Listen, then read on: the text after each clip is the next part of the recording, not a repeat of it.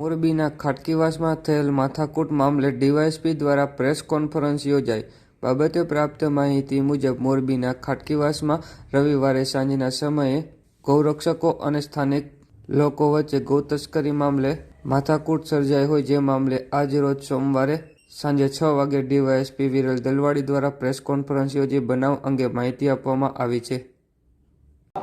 ગઈકાલે આશરે બપોરના 2:30 વાગે ખાટકીવાસ કે જે શક્તિ ચોકના નામે પણ ઓળખાય છે, ત્યાં એના ચોક પાસે ગૌરક્ષકો તથા સ્થાનિક મુસ્લિમ વચ્ચે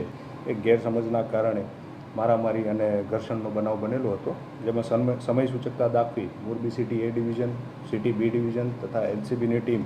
ત્યાં પહોંચીને ત્યાં ઘટના સ્થળે પરિસ્થિતિને કાબૂમાં લઈ લીધેલી હતી તથા જે ઘટનામાં સંકળાયેલ તમામ લોકોને પોલીસ સ્ટેશને લઈને આવેલ હતા।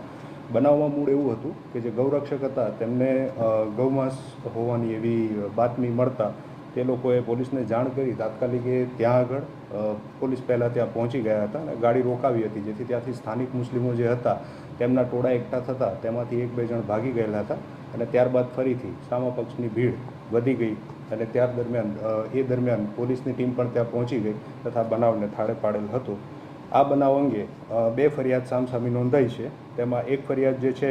તેમાં આરોપી તરીકે ઝાકીર હુસેનભાઈ, ઈસુ મુસાભાઈ, શબ્બીર અબ્બાસ, હુરભાઈ, ફાતમાબેન તથા અન્ય એક વાહનનો ચાલક એમ કુલ 15 થી 20 માણસો છે, બરાબર છે। તથા તેની સામે જે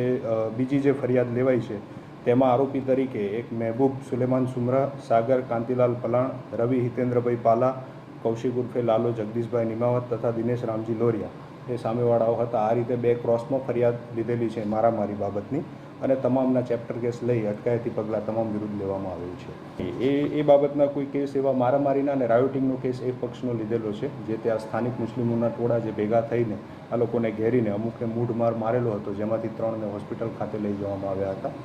એટલે એ બાબતે રાયોટિંગનો ગુનો દાખલ કરેલો છે।